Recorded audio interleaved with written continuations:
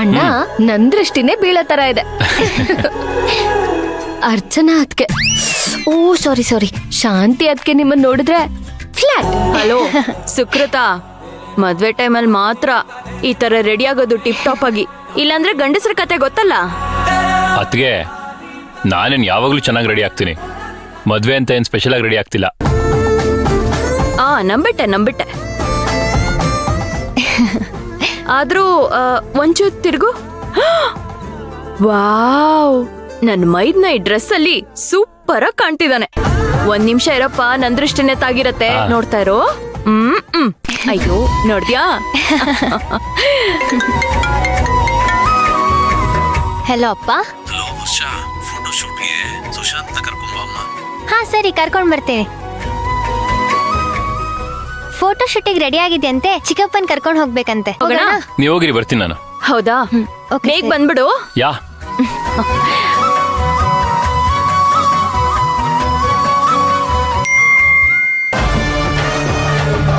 ಸುಶಾಂತ್, ಹಾ ಬಂದೆ.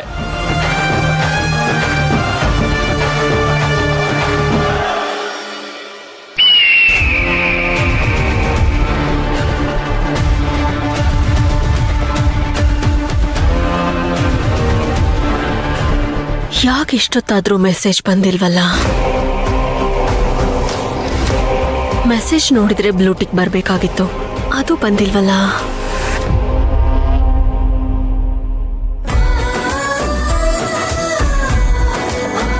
ಅಚ್ಚು, ನಿಜವಾಗ್ಲೂ ದಂತದ ಬೊಂಬೆ ತರ ಕಾಣ್ತಾ ಇದ್ಯಾ. ಅಚ್ಚುಮ್ಮ. ಅಣ್ಣ. ಸುಮತಿ, ಈ ತಾಯಿ ಕಣ್ಣು ನಾಯಿ ಕಣ್ಣು ಅಂತಾರಲ್ಲ, ಆತರ ನನ್ ಕಣ್ಣೇ ಬಿದ್ಬಿಡುತ್ತೆ. ನನ್ನ ತಂಗಿಗೆ ಒಂದು ದೃಷ್ಟಿ ಬೊಟ್ಟಿಟ್ಬಿಡು ಹೇಳ್ತೀನಿ. ದೃಷ್ಟಿ ಬೊಟ್ಟು ನಾನೇ ತಂದ್ಕೊಡ್ತೀನಿ, ನೀವೇ ನಿಮ್ ಕೈಯಾರೆ ಇಟ್ಬಿಡಿ, ಅವಾಗ ದೃಷ್ಟಿ ತಾಗೋದೇ ಇಲ್ಲ. ಓ ಹಾಗಂತ್ಯಾ? ಇರಿ ತರ್ತೀನಿ. ತಗೊಳ್ಳಿ, ನೀವೇ ದೃಷ್ಟಿ ಬೊಟ್ಟಿಡಿ. ಅಮ್ಮ. ಅಣ್ಣ. ಆಹಾ,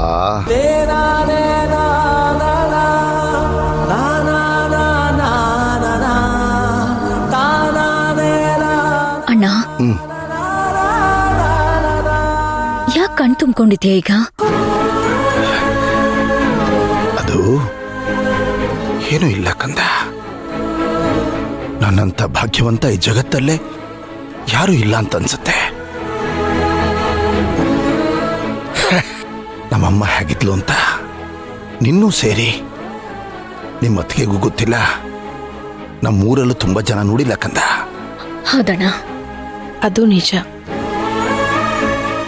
ನಮ್ ಮದ್ವೆ ಆಗೋ ಹೊತ್ತಿಗೆ ಅಚ್ಚು ಮಾತ್ರ ನಿಮ್ ಜೊತೆ ಇದ್ಲು. ಹೌದು ಸುಮತಿ, ನನ್ನಚ್ಚು ನನ್ನ ತಾಯಿ ಪಡಿಯಚ್ಚು. ರೂಪದಲ್ಲಿ, ಗುಣದಲ್ಲಿ, ಮಾತಲ್ಲಿ ಅಷ್ಟೇ ಯಾಕೆ, ಆ ನೋಟದಲ್ಲೂ ಇಬ್ಬರಲ್ಲೂ ಒಂದೇ ಸೌಮ್ಯತೆ. ಅದೆಷ್ಟು ಹೇಳಿದ್ರು ಹೇಳ್ತಾನೆ ಇರಬೇಕು ಅಂತ ಅನ್ಸತ್ತೆ. ಕಂದ, ನಿನ್ನ ಈ ತರ ಮದುಮಗಳ ಅಲಂಕಾರದಲ್ಲಿ ನೋಡ್ತಾ ಇರುವಾಗ ನೋಡ್ತಾನೆ ಇರಬೇಕು ಅನ್ಸುತ್ತೆ. ಒಂಥರ ಖುಷಿ ಆಗುತ್ತೆ, ಕಣ್ತುಂಬಿ ಬರುತ್ತೆ. ಯಾಕೆ ಅಣ್ಣ, ನೀನ್ ಅಳದ್ ನಿಲ್ಸು. ಸರಿ, ಒಂದ್ ಕೆಲ್ಸ ಮಾಡ್ಲಾ? ನೀನ್ ನನ್ನ ನೋಡ್ಬೇಕಷ್ಟೇ ತಾನೆ.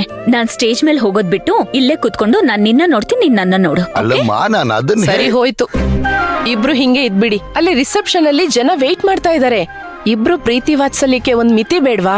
ಇಂಥ ಟೈಮಲ್ಲೂ ಏನ್ರಿ ನೀವು? ನಡೀರಿ. ಹೊಟ್ಟೆವರಿ ಪಡ್ಬೇಕಾ ನೀನು? ನಾನು ಹೊಟ್ಟೆವರಿ ಪಡ್ತಿದ್ದೀನ? ಸರಿ, ನಾನು ಸ್ಟೇಜ್ ಮೇಲೆ ಹೋಗಿ ಡ್ಯಾನ್ಸ್ ಮಾಡ್ತಿರ್ತೀನಿ, ನೀವು ಪ್ರೀತಿ ವಾತ್ಸಲ್ಯ ಮುಗಿಸ್ಕೊಂಡ್ ಬನ್ನಿ. ಬೇಡ ಅಮ್ಮ, ನಿಮ್ಮ ಅತ್ತಿಗೆಗೆ ಒಂಥರ ಹೊಟ್ಟೆವರಿ ಜಾಸ್ತಿ. ಬಂದ್ಬಿಡು ಕಂದ. ಸರಿ, ಹೋಗೋಣ. ಕರ್ಕೊಂಬಮ್ಮ ಹೊಟ್ಟುರ್ಕಿ. ನೀನ್ ಬಾ ಕಂದ.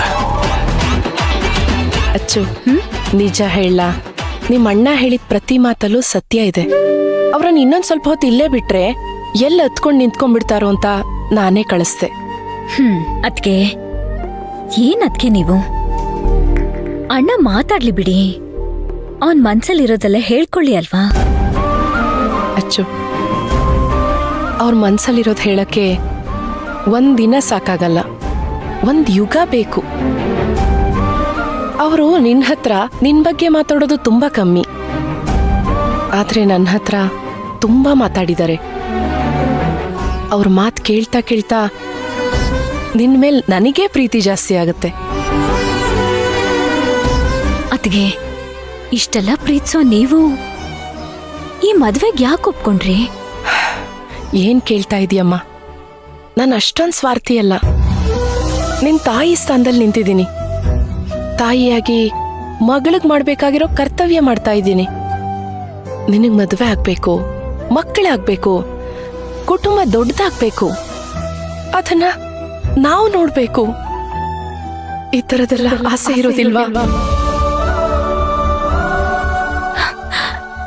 ಅತ್ಗೆ ನಾನು ಯಾವ ಜನ್ಮದಲ್ಲಿ ಏನ್ ಪುಣ್ಯ ಮಾಡಿದ್ನೋ ಏನೋ ನಿಮ್ಮಂತ ಅತ್ಗೆನ ಪಡೆಯೋದಕ್ಕೆ. ಅತ್ಗೆ ನನಗೆ ಒಂದೇ ಒಂದು ಆಸೆನ ನೆರವೇರಿಸ್ತೀರಾ? ಏನಚ್ಚು? ಮುಂದಿನ ಜನ್ಮದಲ್ಲಿ ಪ್ಲೀಸ್ ನಂಗೆ ತಾಯಿಯಾಗಿ ಬರ್ತೀರಾ? ಅಯ್ಯೋ ಅಚ್ಚು,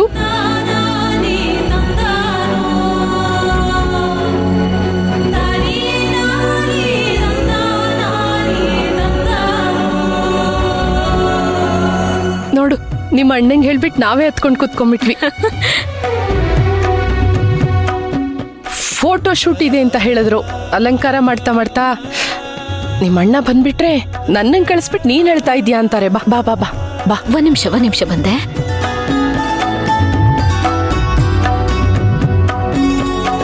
ನಾನ್ ಮಾಡ್ತಿರೋದು ಸರಿನಾ?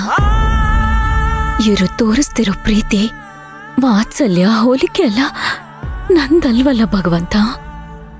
ಇದೆಲ್ಲ ಅರ್ಚನದ್ದು. ಅರ್ಚನಂಗೆ ಸೇರ್ಬೇಕು. ನನ್ ಸ್ವಾರ್ಥಕ್ಕೋಸ್ಕರ ಈ ಕುಟುಂಬನೇನಾದ್ರೂ ಬಳಸ್ಕೊಂಡ್ಬಿಡ್ತಿದ್ದೀನ ಅಂತ ಇಲ್ಲ. ಅರ್ಚನ ಸಿಗ್ತಾಳೆ.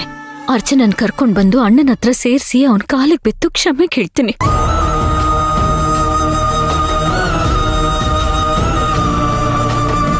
ಅಮ್ಮ, ಅಚ್ಚು ಬಂದ್ಯಾ? ಹಾ, ಬಂದೆ.